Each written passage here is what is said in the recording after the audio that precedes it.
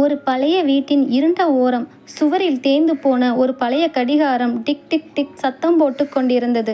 நரைத்த தலைமுடியும் சுருங்கிய முகமும் கொண்ட பார்வதி அம்மாள் ஜன்னல் வழியே வெளியே வெறித்து பார்த்து கொண்டிருந்தார். கையில் ஒரு பழைய பித்தளை தட்டு இருந்தது. இந்த கடிகார சத்தமும் என் மூச்சு சத்தமும் மட்டும்தான் இந்த வீட்டில் எனக்கு மிஞ்சி இருக்கிற துணை. காலம் ஓடிக்கிட்டே இருந்தது. ஆனால் என் வாழ்க்கை மட்டும் இந்த 4 செவத்துக்குள்ளேயே ஸ்தம்பிச்சு நின்றுடுச்சு. பார்வதி அம்மாள் 70 வயதை எட்டிய ஒரு தாய். முதுமையின் விளிம்பில் நின்று கொண்டு கடந்து வந்த பாதையையும் தனக்கு நேர்ந்த வழியையும் தினமும் கண்ணீராக வடித்து கொண்டிருந்தாள். ஒரு காலத்தில் அந்த வீடு எப்படி இருந்தது? கணவர் சுந்தரம் பிள்ளையோடு தன் ஒரே மகன் கார்த்திக்கை வளர்க்க அவள் பட்ட பாடுகள் கொஞ்சம் நஞ்சமல்ல. கார்த்திக் என் கண்ணில் ஒரு சொட்டு கண்ணீர் வந்தா கூட அவனால் தாங்க முடியாது. அம்மா, நான் பெரிய ஆளானதும் உன்னை ராணி மாதிரி வச்சுப்பேம்மா அப்படின்னு சொல்லுவான். அவன் சொன்ன மாதிரியே அவன் பெரிய ஆளாயிட்டான். கார் பங்களான்னு வசதியாக வாழ்ந்தான். ஆனால் அந்த ராணி தான் அன்னைக்கு அந்த பழைய வீட்டு மூலையில் ஒரு பழைய துணி மூட்டை மாதிரி கிடந்தா. மகன், மருமகள், பேரன் என எல்லோரும் அதே வீட்டில்தான் இருந்தார்கள். ஆனால் பார்வதி அம்மாளுக்கு ஒதுக்கப்பட்ட இடமோ மொட்டை மாடிக்கு கீழே இருந்த அந்த சிறிய இருட்டறை மட்டும்தான். அவள் கையில் வைத்திருந்த தட்டில் 2 காய்ந்த சப்பாத்திகள் கிடந்தன. மருமகள் காலையில் வீசி விட்டு போனது. பசிக்குதுன்னு கேட்கலப்பா, ஆனால் பெத்த வயிற்றுக்கு ஒரு வாய் சோறு போடும்போது கூட ஏன் இவ்வளவு வெறுப்பை காட்டினாங்கன்னு தான் புரியலை. நான் என்ன அவங்க சொத்தையா பறிச்சுக்கிட்டேன்? என் மகனோட அன்புக்காகத்தானே ஏங்குனேன். பார்வதி அம்மாளின் கண்கள் ஜன்னல் வெளியே தெருவில் விளையாடி கொண்டிருந்த ஒரு சிறுவனை பார்த்தன. அவளுக்கு தன் மகன் கார்த்திக்கின் சிறுவயது ஞாபகம் வந்தது. அன்று அவனுக்கு காய்ச்சல் வந்தபோது விடிய விடிய மடியில் தூக்கி வைத்து கண்ணீர் விட்டவள் அவள். அன்னைக்கு அவனுக்கு வலிக்கக்கூடாதுன்னு சாமி கிட்ட அழுதேன். இன்னைக்கு அதே மகன் முன்னாடி எனக்கு வலிக்குதேன்னு அழுதேன். காலம் எவ்வளவு பெரிய சூதாடி பார்த்தீங்களா? ஜன்னல் கம்பிகளை பிடித்திருந்த அவளது சுருங்கிய கைகளில் கண்ணீர் துளிகள் டொப் டொப்பென விழுந்து கரைந்தன. மாலை நேரம் ஹாலில் சோபாவில் மகனும் மருமகளும் அமர்ந்து சிரித்து பேசி கொண்டிருந்தார்கள். பார்வதி அம்மாள் மெதுவாக கதவோரம் வந்து நின்று மகனை ஆசையோடு பார்த்தாள். மகன் அதை கவனித்தும் கவனிக்காதது போல் போனை பார்த்து கொண்டிருந்தான். கதவோர நிழலாய் நின்றாள் பார்வதி அம்மாள். அவளுக்கு தன் மகனிடம் பேச வேண்டும் என்று ஆசை. கார்த்திக் உடம்பு எப்படிப்பா இருக்கு என்று ஒரே ஒரு வார்த்தை கேட்டுவிட மாட்டானா என்ற ஏக்கம் அவளுக்குள் இருந்தது. அவன் ஆஃபீஸில் இருந்து வரும்போதெல்லாம் என் நெஞ்சு படபடக்கும். இன்னைக்காவது என்கிட்ட பேசுவானான்னு ஒரு ஆசை. ஆனால் அவன் பார்வை என் மேலே படும்போதெல்லாம் ஏதோ ஒரு அந்நியனை பார்க்குற மாதிரியே விலகி போனான். மருமகள் கவிதா சத்தமாக பேசினாள். ஏங்க, உங்கள் அம்மாவுக்கு வயசாயிடுச்சு. எப்போ பார்த்தாலும் இருமிக்கிட்டே இருக்காங்க. குழந்தைங்களுக்காகவாவது தொற்றிக்க போகுது. அட்லீஸ்ட் அவங்க துணியையாவது தனியாக துவைக்க சொல்லுங்க. இந்த வார்த்தைகள் பார்வதி அம்மாளின் காதில் ஈயத்தை காய்ச்சி ஊற்றுவது போல் இறங்கியது. நான் பெத்த பிள்ளைக்கு என் உடம்புல இருந்து போன ரத்தத்தில் உருவானவனுக்கு இன்னைக்கு என் உடம்பும் என் துணியும் தீட்டாயிடுச்சு. நான் ஒன்றும் தீராத வியாதிக்காரன் இல்லைப்பா. மரணத்தோட வாசலில் நின்ற ஒரு சாதாரண கிழவி.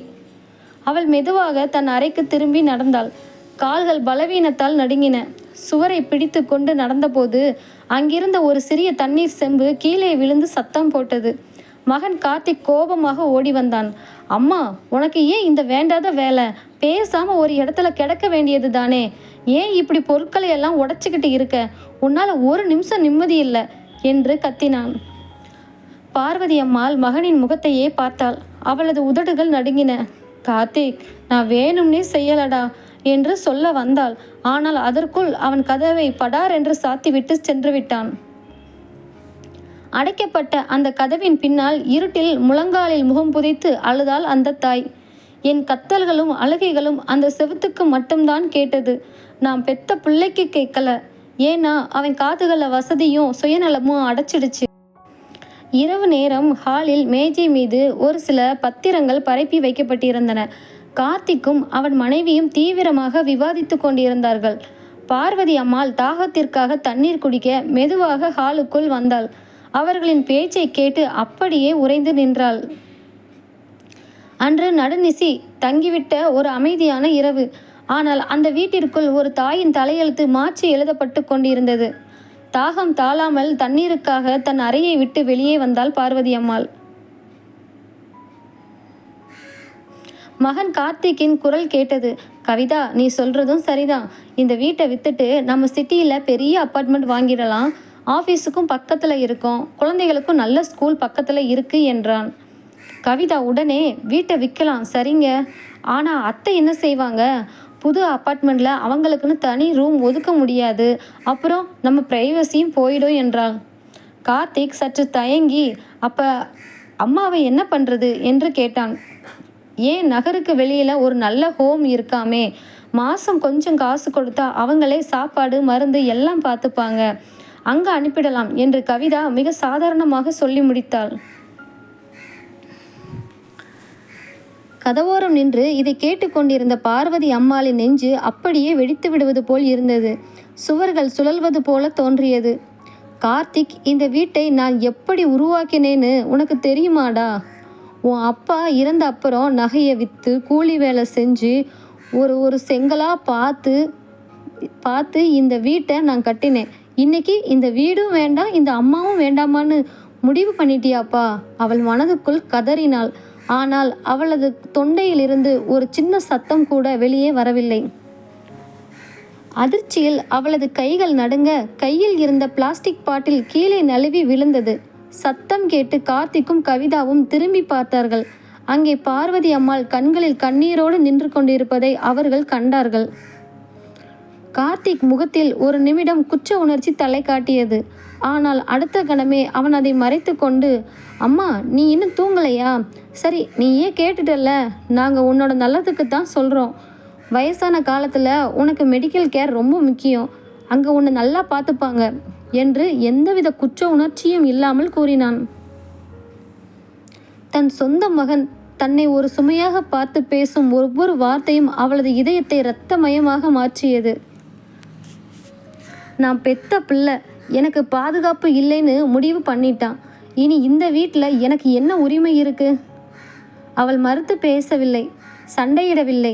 மெதுவாக திரும்பி தன் இருட்டு அறைக்குள் நடந்து சென்றாள். அன்று இரவு முழுவதும் அவளது கண்களில் இருந்து கண்ணீர் வழிந்து கொண்டே இருந்தது. விடியற் காலை நேரம் வாசலில் ஒரு கார் நின்று கொண்டிருந்தது. பார்வதி அம்மாள் ஒரு சிறிய துணிப்பையோடு வாசற்படியில் நின்று வீட்டை திரும்பி பார்த்தாள். அவளது பேரன் தூங்கிக் கொண்டிருந்தான். கார்த்திக் காரின் கதவை திறந்து கொண்டு நின்றிருந்தான்.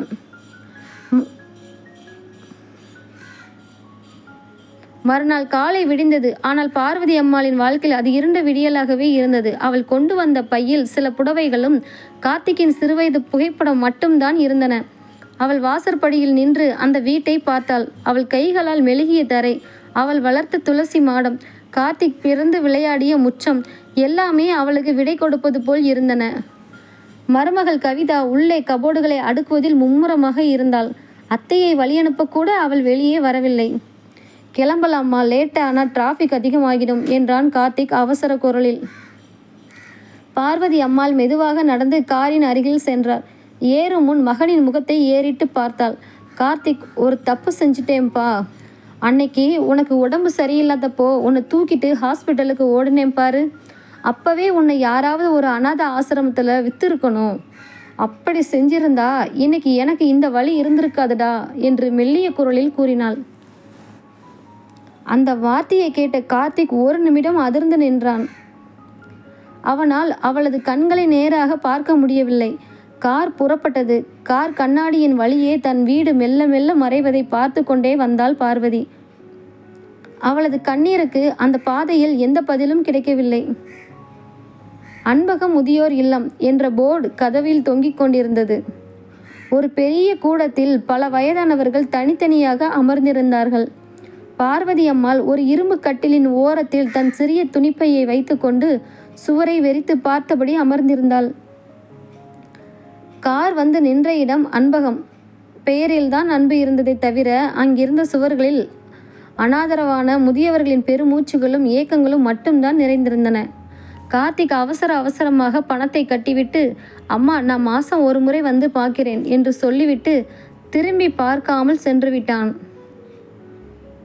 அவன் சென்ற திசையையே பார்த்து கொண்டு நின்றாள் பார்வதி அம்மாள். அவன் போற வேகத்தை பார்த்தப்போ ஏதோ ஒரு பெரிய பாரத்தை இறக்கி வச்ச நிம்மதி அவன் முகத்தில் தெரிஞ்சது. ஆனால் என் நெஞ்சில் ஒரு பெரிய மலையையே தூக்கி வச்சுட்டு போயிட்டானே அந்த கூடத்தில் அவளைப் போல இன்னும் 30 முதியவர்கள் இருந்தார்கள். எல்லோரும் ஏதோ ஒரு வகையில் தங்களின் சொந்த பிள்ளைகளால் கைவிடப்பட்டவர்கள்தான். ஒவ்வொருவர் முகத்திலும் ஒரு தீராத கதையும் கண்ணீரின் சுவடுகளும் தெரிந்தன. மதிய உணவுக்கான மணி அடித்தது. எல்லோரும் வரிசையில் போய் நின்றார்கள். பார்வதி அம்மாளும் மெதுவாக நடந்து சென்றாள். ஒரு தட்டில் சாம்பார் சாதம் வைக்கப்பட்டது. அவள் சாப்பாட்டை ஒரு பிடி எடுத்து வாயில் வைத்தாள். சாப்பாடு தொண்டைக்குள் இறங்க மறுத்து அடம்பிடித்தது. என் பிள்ளைக்கு பிடிச்ச சமையலை பார்த்து பார்த்து செஞ்சு போட்ட கை இது. இன்னைக்கு யாருக்கோ செஞ்ச சாப்பாட்டை ஏதோ ஒரு மூலையில் உட்காந்து பசிக்குதேன்னு இல்லாமல் உயிர் வாழணுமேனு திங்க வேண்டிய நிலைமை வந்துடுச்சு. இரவு வந்தது. அந்த பெரிய அறையில் 30 கட்டில்கள் இருந்தன. விளக்குகள் அணைக்கப்பட்டன. ஆனால் யாருடைய கண்களிலும் தூக்கம் இல்லை. அங்கொன்றும் இங்கொன்றுமாக முதியவர்களின் மெல்லிய அழுகுரலும் இருமல் சத்தமும் மட்டுமே கேட்டுக்கொண்டிருந்தது.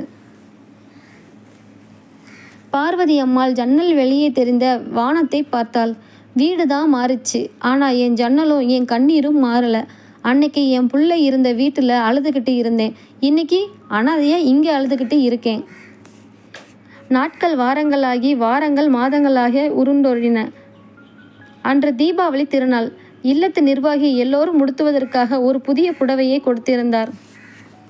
காலையிலிருந்தே அங்கிருந்த ஒவ்வொரு முதியவரின் கண்களிலும் ஒரு புது வெளிச்சம் இருந்தது.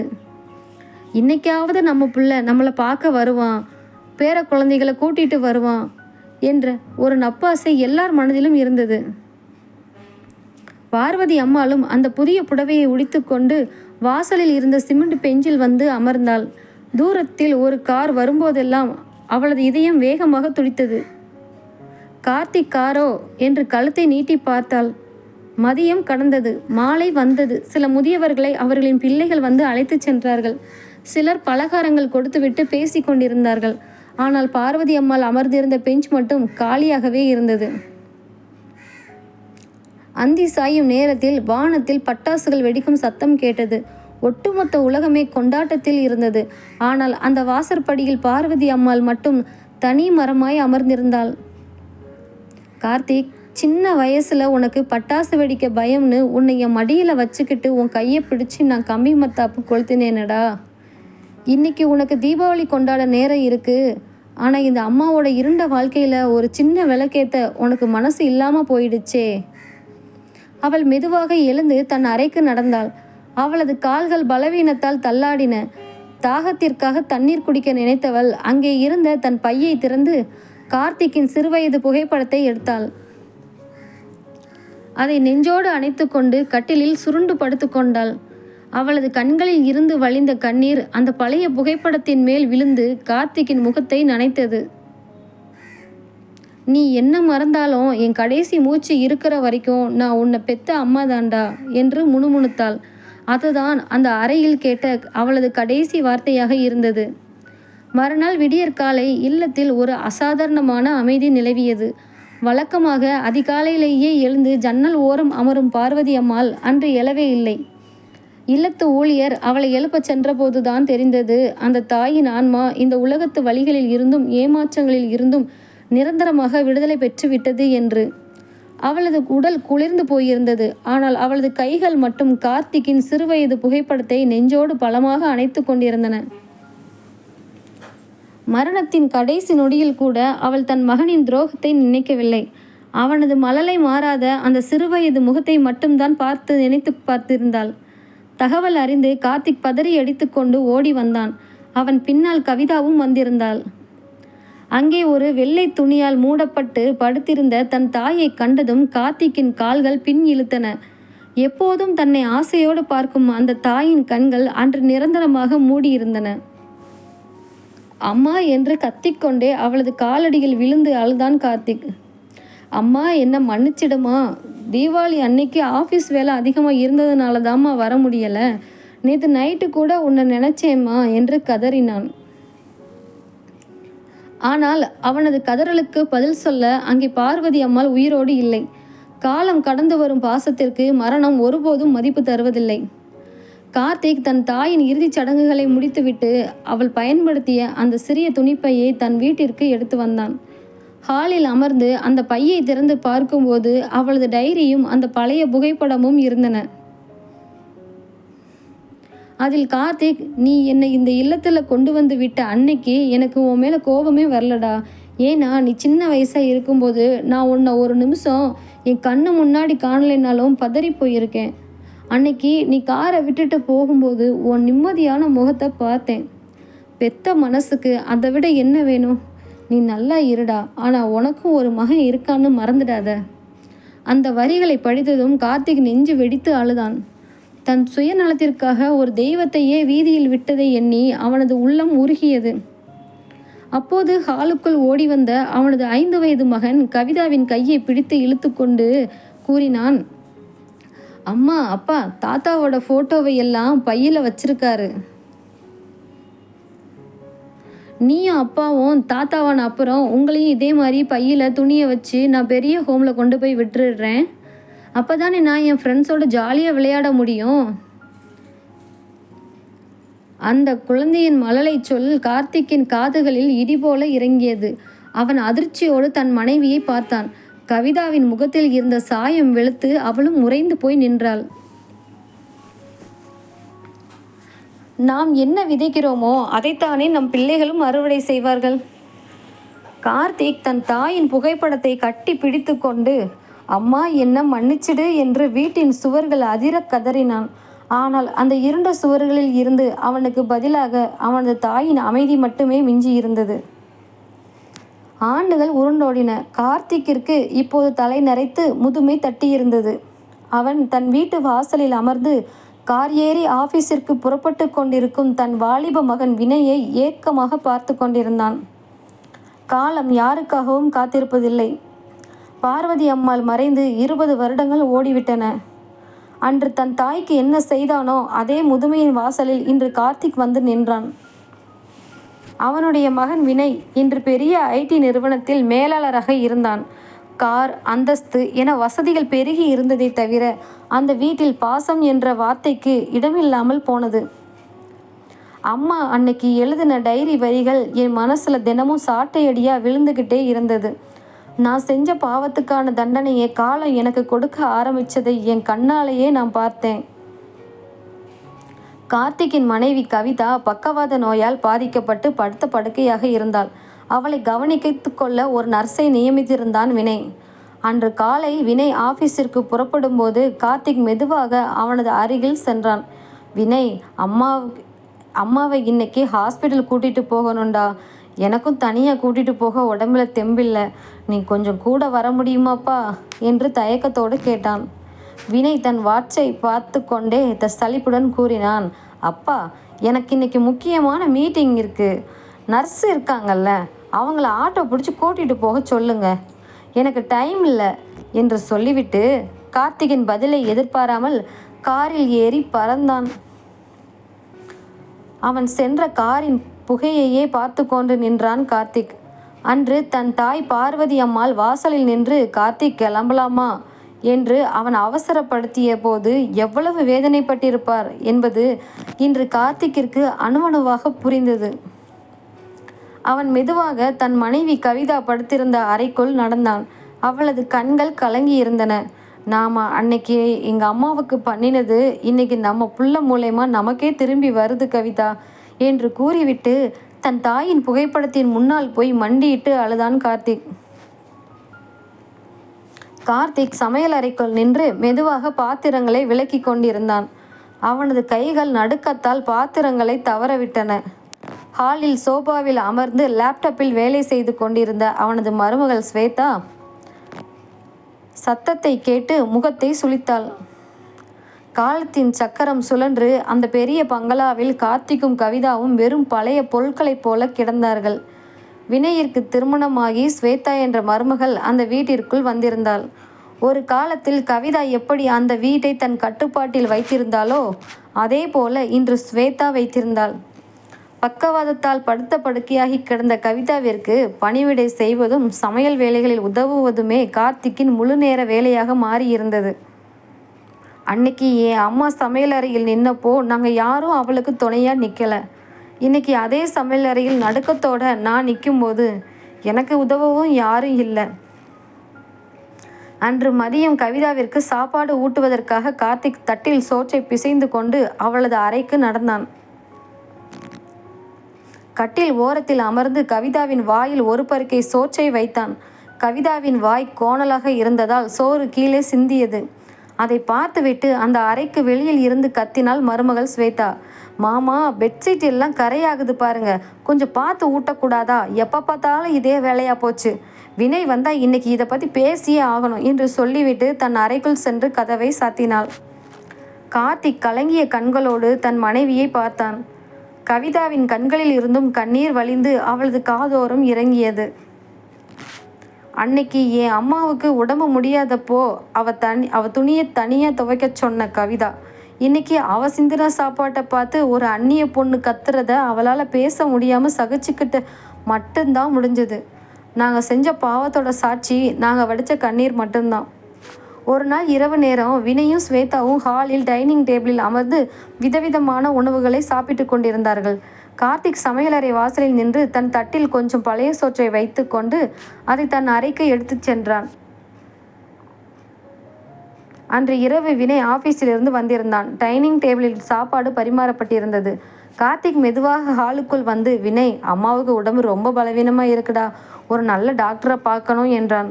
வினய் சாப்பாட்டை மென்று கொண்டே, அப்பா, நான் தான் மாதம் அவங்க மெடிசனுக்கு பணம் தர்றேன்ல. ஸ்வேதாவுக்கும் ஆஃபீஸ் வேலை இருக்குது, அவளாலையும் தினமும் ஹாஸ்பிட்டல் அலைய முடியாது, இருக்கிறத வச்சு மேனேஜ் பண்ணுங்க என்றான் மிக சாதாரணமாக. ஸ்வேதா உடனே வினயிடம், வினய், நாம் புதுசாக வாங்க போகிற பிளாட்டுக்கு அட்வான்ஸ் கொடுக்கணும்னு சொன்னீங்களே, பேசாமல் இந்த வீட்டை விற்றுட்டு பணம் ரெடி பண்ணிடலாமா என்று கேட்டாள். கார்த்திக்கு நெஞ்சு ஒரு நிமிடம் அப்படியே நின்றுவிட்டது. 20 வருடங்களுக்கு முன்னால் இதே ஹாலில் நின்று கொண்டு கவிதாவிடம் அவன் பேசிய அதே வார்த்தைகள் இன்று அவனது காதுகளில் அவனது மகனின் வாயிலாகவே ஒலித்தன. அன்னைக்கு ஏன் அம்மா கட்டின வீட்டை விற்கலான்னு நான் சொன்னேன், இன்னைக்கு நான் கஷ்டப்பட்டு வாங்கின வீட்டை விற்க ஏன் புள்ள பிளான் பண்ணிட்டான். அன்னைக்கு என் அம்மாவோட நெஞ்சு எவ்வளோ துடிச்சிருக்கும்னு இன்னைக்கு ஏன் நெஞ்சு துடிக்கும்போது புரியுது. கார்த்திக் வினயை பார்த்து, வினய், இந்த வீடு என்று சொல்ல வந்தான். ஆனால் வினய் அவனது பேச்சை தடுத்து, அப்பா, நாங்கள் ஒன்றும் உங்களை ரோட்டில் விடலை, புது பிளாட்டில் உங்கள் 2 பேருக்கும் பின்னாடி ஒரு சின்ன அவுட் ஹவுஸ் மாதிரி இருக்குது, அங்கே நீங்கள் தாராளமாக இருக்கலாம் என்றான். அவுட் ஹவுஸ் என்ற வார்த்தையை கேட்டதும் கார்த்திக்கிற்கு தன் தாயின் நினைவு வந்தது. அவளை அவன் மொட்டை மாடிக்கு கீழே இருந்த இருட்டடையில் அடைத்தது அவனது மனக்கண்ணில் வந்து போனது. அவன் மறுத்து பேசவில்லை. தன் தட்டில் இருந்த உணவை எடுத்துக்கொண்டு இருண்ட தன் அறைக்குள் நடந்தான். அவனது கால்கள் தள்ளாடின. காலம் எவ்வளவு பெரிய கணக்குக்காரன்! நாம் எதை யாருக்கு கொடுத்தோமோ அதை அப்படியே வட்டியும் முதலுமாக நமக்கே திருப்பி கொடுத்து விடுகிறான்.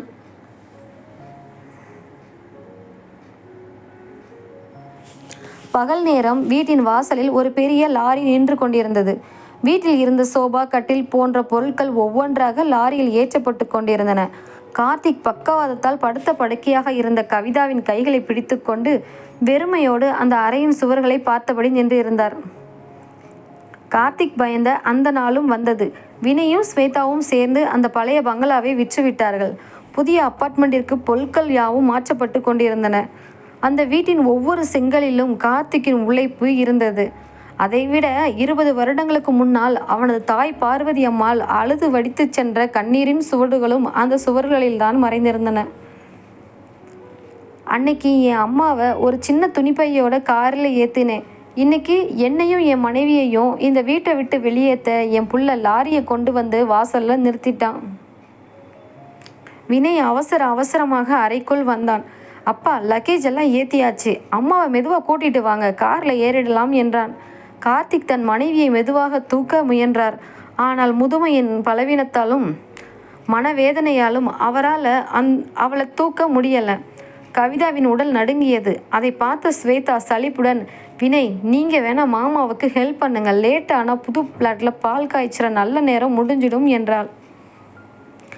கார்த்திக் தன் மகனை ஏறிட்டு பார்த்தார். அவனது கண்களில் பாசமில்லை, அவசரம் மட்டும்தான் இருந்தது. என் அம்மா அன்னைக்கு காரில் ஏறும்போது சொன்ன வார்த்தை என் காதில் கேட்டுச்சு. அன்னைக்கு உன்னை அனாதை ஆசிரமத்தில் விட்டுருந்தா இந்த வழி இருந்திருக்காதுன்னு சொன்னாங்க. இன்றைக்கி என் பிள்ளைய பார்க்கும்போது எனக்கு அதே வார்த்தை தான் தோணுச்சு. புது அப்பார்ட்மெண்ட்டிற்கு வந்து சேர்ந்தார்கள். வினயும் ஸ்வேதாவும் அந்த பெரிய சொகுசான 3 படுக்கை அறை கொண்ட வீட்டில் குடியேறினார்கள்.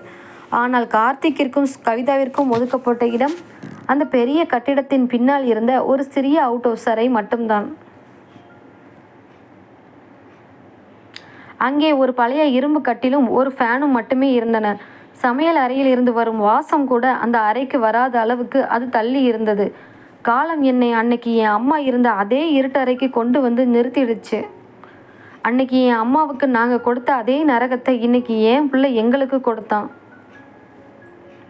மாலை நேரம் ஆனது. மருமகள் ஸ்வேதா ஒரு பிளாஸ்டிக் தட்டில் 2 காய்ந்த சப்பாத்திகளையும் கொஞ்சம் ஊறுகாயையும் கொண்டு வந்து மேஜை மீது வைத்தாள். மாமா, இனிமே தினமும் மேலே வந்து சாப்பாடு வாங்கிக்கோங்க. அத்தையையும் நீங்களே தான் பார்த்துக்கணும். எங்களுக்கு ஆஃபீஸ் வேலை அதிகமாக இருக்கு என்று சொல்லிவிட்டு போனாள். கார்த்திக் அந்த சப்பாத்தியை பார்த்தார். 20 வருடங்களுக்கு முன்னால் தன் தாய் பார்வதி அம்மாள் இதே போன்ற 2 காய்ந்த சப்பாத்திகளை தட்டில் வைத்து கொண்டு அழுத காட்சி அவனது மனக்கண்ணில் அப்படியே வந்து போனது. அவர் ஒரு துண்டு சப்பாத்தியை பிட்டு படுத்திருந்த கவிதாவின் வாயில் ஊட்டினார். கவிதா அதை மெல்ல முடியாமல் அழுது கொண்டே கார்த்திக்கின் கைகளை பிடித்து கொண்டாள். அவளது கண்களில் இருந்து கண்ணீர் வழிந்து அந்த பழைய படுக்கையை நனைத்தது. அன்னைக்கு என் அம்மா பட்ட பசியும் அழுது வடித்த கண்ணீரும் இன்னைக்கு சாபமாக மாறி எங்கள் 2 பேரையும் சுட்டெரிச்சது. பெத்த தாயை வதச்ச யாருமே இந்த உலகத்தில் நிம்மதியாக வாழ்ந்ததா சரித்திரமே இல்லை. அவர்கள் இருவரும் அந்த இருண்ட அறையில் ஒருவரை ஒருவர் பார்த்து கொண்டு தங்களின் கடந்த கால பாவங்களை எண்ணி கண்ணீர் விட்டார்கள். விதியின் கணக்குகள் மிக கொடூரமானவை. அவுட்டோஸ் அறையின் இருட்டிலும் ஏக்கத்திலும் கழிந்த சில மாதங்களிலேயே கவிதாவின் உடல்நிலை மிகவும் மோசமடைந்தது. ஒரு நாள் விடியற் காலையில் எந்த ஆரவாரமும் இல்லாமல் தன் கணவன் கார்த்திக்கின் கைகளை பிடித்தபடியே கவிதா தன் கடைசி மூச்சை விட்டாள். அவள் இறக்கும்போது கூட அவளது ஒரே மகனின் முகம் அவளது கண்களில் படவில்லை. என் அம்மா இறந்தப்போ கார்த்திக்னு அழுதுகிட்டே இறந்தாங்க. இன்னைக்கு என் மனைவியும் தான் புள்ள வினையோட முகத்தை பார்க்காமலேயே அனாதையாக கண்ணை மூடிட்டா. பெத்தவங்களோட ஏக்கத்துக்கு இந்த உலகத்தில் ஈடு இணையே இல்லை. கார்த்திக் மெதுவாக மாடிக்கு சென்று வினையின் வீட்டின் கதவை தட்டினார். வினய் தூக்க கலக்கத்துடன் கதவை திறந்தான். வினய், அம்மா இறந்துட்டாங்கடா என்று கார்த்திக் தழுதழுக்க குரலில் கூறினார். வினயின் முகத்தில் ஒரு நிமிடம் அதிர்ச்சி மின்னி மறைந்தது. ஆனால் அடுத்த கணமே அவன், அப்பா இருங்க, நான் ஆஃபீஸிற்கு ஒரு மெயில் மட்டும் அனுப்பிட்டு வர்றேன் என்று சொல்லிவிட்டு உள்ளே சென்றான். மருமகள் ஸ்வேதா வெளியே வந்து, விடியற்காலையிலேயே என்ன விபரீதம், காரியங்கள் எல்லாம் சீக்கிரம் முடிஞ்சால் நல்லா இருக்கும். அப்பார்ட்மெண்ட் அசோசியேஷனில் எதுவும் பிரச்சனை பண்ண போகிறாங்க என்று முணுமுணுத்தாள். தன் மனைவியின் உடலுக்கு முன்னால் நின்று கார்த்திக் கைகூப்பி அழுதார். அன்னைக்கு என் அம்மா இறந்தப்போ நான் ஆஃபீஸ் வேலையை காரணம் காட்டி லேட்டாக வந்தேன்.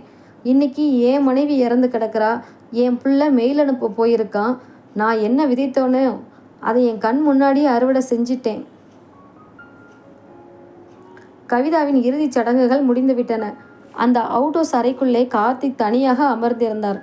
கையில் அவராகவே சுட்ட ஒரு காய்ந்த ரொட்டி இருந்தது. ஜன்னல் வழியே வினயின் கார் அப்பார்ட்மெண்ட்டை விட்டு வெளியேறுவதை பார்த்தார். கவிதாவின் காரியங்கள் முடிந்த சில நாட்களிலேயே அந்த அவுட் ஹவுஸ் அறை இன்னும் இருண்டு போனது போல் தோன்றியது. கார்த்திக்கிற்கு வினயும் ஸ்வேதாவும் தங்களின் அன்றாட வாழ்க்கைக்குள் மிக வேகமாக திரும்பிவிட்டார்கள். அன்று மாலை வினய் அவுட் ஹவுஸ் அறைக்கு வந்தான். அவனது கைகளில் சில மாத்திரைகளும் கொஞ்சம் பணமும் இருந்தன. அப்பா, அம்மா தான் போயிட்டாங்கல்ல, இனிமேல் நீங்கள் தனியாக இங்கே இருக்கிறது கஷ்டம். நான் வேணால் மாதம் உங்களுக்கு பணமும் மாத்திரையும் அனுப்பி வைக்கிறேன். நீங்கள் உங்கள் சொந்த ஊருக்கே போயிடுறீங்களா? அங்கே நம்ம பழைய சொந்தக்காரங்க யாராவது இருப்பாங்க என்றான் வினய் முகத்தை பார்க்காமல். கார்த்திக் தன் மகனையே பார்த்தார். அவனது வார்த்தைகளில் இருந்த விலகல் அவனது நெஞ்சை அறுத்தெறிந்தது. அன்னைக்கு என் அம்மாவை நான் முதியோர் இல்லத்தில் விட்டேன். இன்னைக்கு என் பிள்ளை என்னை அண்ணாதையாக சொந்த ஊருக்கே போன்னு சொல்கிறான். எனக்கு எந்த சொந்தமும் அங்கே இல்லைன்னு தெரிஞ்சோம் அவன் அப்படி சொல்கிறானா? அவனுக்கு நான் இங்கே ஒரு சுமையாக தெரிஞ்சிருக்கேன். கார்த்திக் மெதுவாக தன் பையை எடுத்தார். 20 வருடங்களுக்கு முன்னால் தன் தாய் பார்வதி அம்மாள் எடுத்து வந்த அதே சிறிய துணிப்பை. அதற்குள் தன் தாயின் பழைய புகைப்படத்தையும் கவிதாவின் வளையல் ஒன்றையும் மட்டும் வைத்து கொண்டார். அவர் அந்த அப்பார்ட்மெண்ட்டை விட்டு மெதுவாக வெளியே நடந்தார். வினயோ ஸ்வேதாவோ அவரை தடுத்து நிறுத்தவில்லை. தெருவிளக்கின் வெளிச்சத்தில் அந்த முதியவர் தனியாக நடந்து சென்று கொண்டிருந்தார். அவளது தாயின் சாபமும் காலத்தின் கர்மாவும் அவரை முழுமையாக சூழ்ந்திருந்தன. பெற்ற தாயை வதைத்த கதையும் அதை மகனிடம் திரும்ப பெற்ற வழியும் அந்த பாதையோடு முடிந்து போனது. ஆனால் உலகம் உள்ளவரை இந்த யதார்த்தமான உண்மை மாறப்போவதில்லை. நாம் எதை விதைக்கிறோமோ அதைத்தான் அறுவடை செய்வோம். நன்றி.